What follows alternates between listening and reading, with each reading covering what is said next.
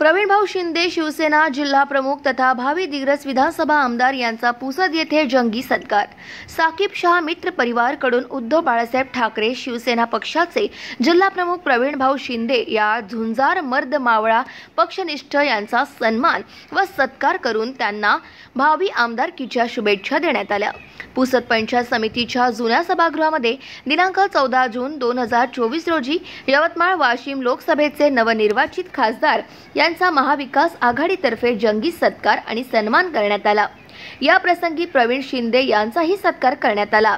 प्रवीणभाऊ शिंदे यांनी खासदार संजयभाऊ देशमुख यांना या लोकसभेत निवडून आणण्यासाठी जीवाचे रान केले, जीवापाड मेहनत घेतली, दिवस रात्र एक केले। मोठमोठ्या लोकसभेतील सत्तारूढ मधील तोफान समोर निधड्या छातीने निर्भयपणे तोंड देऊन सर्वत्र महाविकास आघाडीचा डंका वाजवला व कार्यकर्त्यांमध्ये मोठ्या प्रमाणात ऊर्जा भरण्याचे कार्य केले।